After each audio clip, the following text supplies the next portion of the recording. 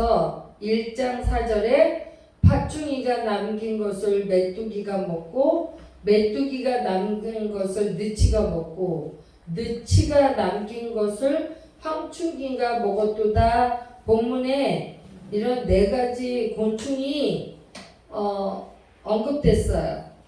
팥충이, 메뚜기, 느치, 황충이 모두 메뚜기의 일종이에요. 그래서 오늘 공교롭게도 우리 임종대 목사님과 제가 설교가 많이 비슷했어요. 아까 황충기는 삼켜버린 활틈을 의미한다고 아까 말씀하셨잖아요. 그 다음에 이제 팥충이는 메뚜기 떼의 같은 메뚜기 종류인데 이렇게 아까 메뚜기 벼 이삭을 이렇게 다 먹는다 하잖아요. 근데 우리는 그 재난을 겪어보진 않았지만 메뚜기들이 한번 이렇게 엄청난 메뚜기들이 이렇게 하면 그 벼이삭 있죠. 나만 하는 게 한 개도 없대요. 그래갖고 우리가 이렇게 한 해 농사를 완전 망쳐갖고 생존 자체가 위태로워 지경으로 이 메뚜기 떼가 무서워. 이게 아프리카 이스라엘 그쪽들은 이렇게 메뚜기 떼를 굉장히 무서워해요. 우리는 메뚜기를 막 잡아갖고 이쁘다고 곤충 채집도 하고 그러긴 하는데 이 메뚜기를 옛날 우리 엄마 어르신들은 이렇게 튀겨도 먹고 볶아도 먹고 이렇다고 그러는데 이 이스라엘 이런 나라는 비가 오지 않고 이게 지금 요엘 이 시대가 흉년이었어요. 비가 오지 않아서. 그래서 이 메뚜기 떼들이 막 습격을 해갖고 온통 농사 지은 것을 다 삼켜버려갖고 굉장히 목숨에 우리가 밥을 먹어야 살잖아요. 그런 다 떨어졌고 이제 또 포도주는 바닥이 드러났고 그 다음에 올리브 기름은 말라버렸고 온통 비가 오지 않아서 다 막 땅이 다 갈라지고 식물들이 다 시들어버린 이 시대의 요엘이 여호와 외에는 다른 하나님이 없다고 여호와 외에는 그가 이 유일한 하나님이라고 외쳤던 선지자가 이 요엘 선지자예요.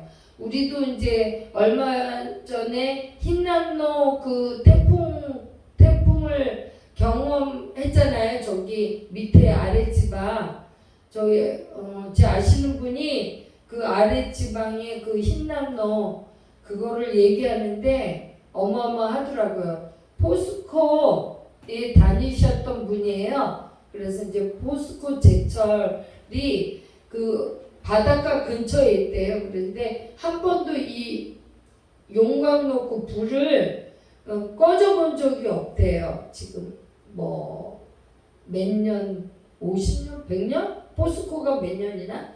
한 번도 꺼져보지를 않았는데 일단 흰남노가 온다고 전원 그 포항제철 직원들 퇴근 못하게 만들었대요. 그래갖고 거기서 이제 나름대로의 막 철통 방비를 했는데도 이 태풍 앞에서는 손을 들어버린 거예요. 그래서 포항제철이가 한 50년인가 그러니까요. 저기 하면서부터 예. 한번 안 껐다. 예. 그러니까 저희 아시는 분이 포스코의 인사과에 계셨던 분이라 그렇게 말씀하시는 거 보고 그런 재난 그거 하다못해 그 태풍 재난에도 막 엄청나게 아주 철통 방비를 했는데도 무너져 버렸대요. 그렇게 엄청나게 그 전원 퇴근도 안 하고 막 철통 방비를 했는데도 그러니까 이 시대에는 그 메뚜기 떼들 지금 아까 파충이가 남긴 것을 메뚜기가 먹고 메뚜기가 남긴 것을 너치가 먹고 그러니까 너무너무 이제는 다 식물들은 다 여기는 포도주가 우리처럼 이렇게 물 종류가 이 포도주거든요. 그것도 없고 쌀도 다 없고 지금 이제 막 너무너무 힘든 이런 상황이었어요. 그런데 이렇게 된 이유가 첫 번째 이스라엘 백성들이 그나마 우리가 이렇게 형식적으로라도 이렇게 예배 드린 사람은 정말 감사한 일이에요.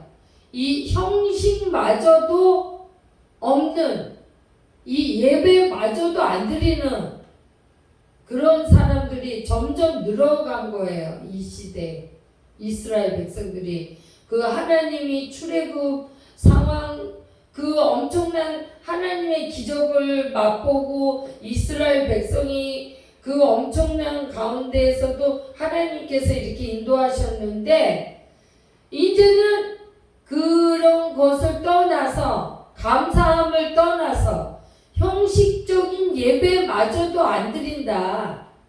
너네들 이제 하나님 앞에 돌아오라 막 외쳤던 선지자가 이 요엘 선지자예요. 그래서 우리가 너희들 가장 이런 재앙에서 이렇게 재앙에서 이 재앙을 건져내게 해주실 분 우리가 이 재앙 속에서 이 다시 살아날 수 있는 길이 무엇이냐? 그것은 유일무이한 우리 하나님이 우리를 지켜주시지 다른 어떤 신들은 지켜줄 사람이 없다 하고 이게 요엘이 외쳤던 거예요. 그리고 우리 방금 전에 찬양을 드렸던 건 이제 아까 우리 요엘 여기서 동영상에 본 것처럼 계속해서 이런 재앙이 온 것은 너희가 하나님을 바로 섬기지 않았기 때문에 그러니까 빨리 돌아와라. 하나님한테 회개하라 하면서 외쳤고 그 다음에 우리가 지금 찬양을 부른 것처럼 하나님이 그렇게 돌아오게 되면 너희를 이렇게 늙은이는 꿈을 꾸고 젊은이는 이상을 보고 내 여종 남종에게는 영을 부어준다는 거 우리 찬양했지요 마지막 날에. 그래서 이렇게 희망을 또 전달을 한 거예요. 그러니까 지금 재앙을 만났지만 포기하지 말고 하나님 앞에 돌아와서 회개하고 하나님만 섬겨라. 이제 이렇게 말했던 게 이 요엘 선지자예요. 그런데 우리는 지금도 그렇고 이 시대도 그렇고 우리가 필요하고 원할 때마다 하나님을 찾아요. 그래서 하나님은 자동 응답 기계처럼 이루어주시는 분으로 믿는 그런 하나님을 격화시키는 격이 있는 거 그런 아주 못된 버릇이 있는 거예요.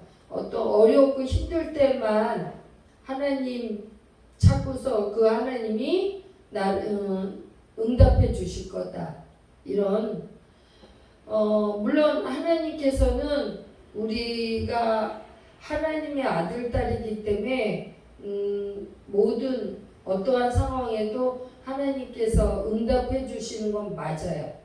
그런데 우리 인간의 그 강교함, 못됨 이런 것을 하나님은 다 알고 계시거든요.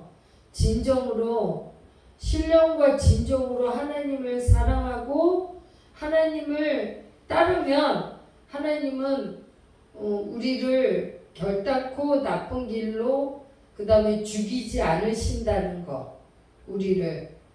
그거를 알아야 되는데, 사람들은, 나를 비롯해서 내 필요에 의해서만 어떤 도피처, 이렇게 하나님을 찾는 게 문제인 것 같아요. 그래서 우리는, 하나님을 진정 사랑하고 오직 여호와 하나님만 나의 구원자이시고 예수 그리스도가 나를 위해서 저주스러운 운명의 십자가에서 못 박혀 돌아가신 게 우리 죄 때문이다. 나의 죄 때문이다. 이것을 알면은 우리가 이제 살아가는데 여러 가지 잘못도 하고 그래요. 그런데 진정 이중적인 삶을 살지 말고 오직 여호와 하나님만 의지하라는 이 요엘 선지자의 외침이에요. 우리도 대재앙 앞에서 우리는 너무 기가 막히잖아요.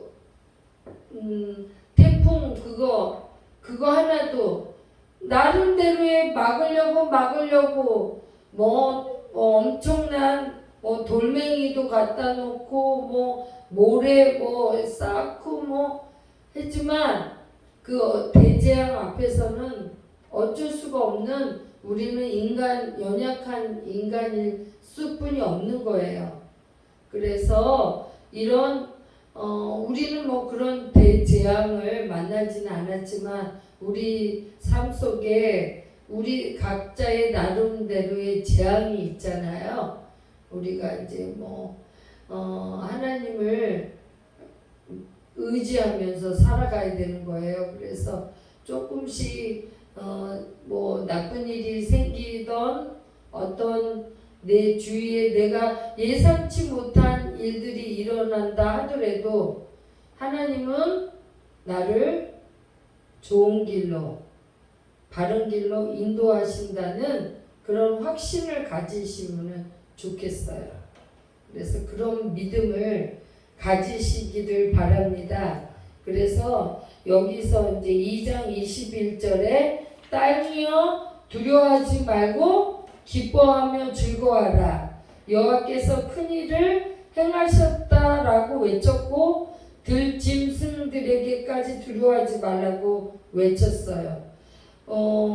그런 것도 만드시는 분도 어떤 재앙, 그 다음에 메뚜기 여기서는 지금 메뚜기들이 쫙 다 흩어갔으니까 이런 메뚜기 재앙 이것까지도 하나님이 다 갚아주실 거다. 그러니까 너희들은 이런 재앙을 만났다고 해서 하나님 안 계시네.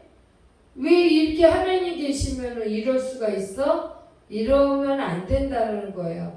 하나님, 우리가 지난날 똑바로 하나님 믿지 않고 하나님이 이렇게 말씀으로 계속해서 인도하셨는데 그런 길로 가지 않고 자기의 잘못은 생각하지도 않고 어떤 나쁜 일이 생기면은 하나님이 안 계신가 보다 이렇게 생각하는 수가 많거든요.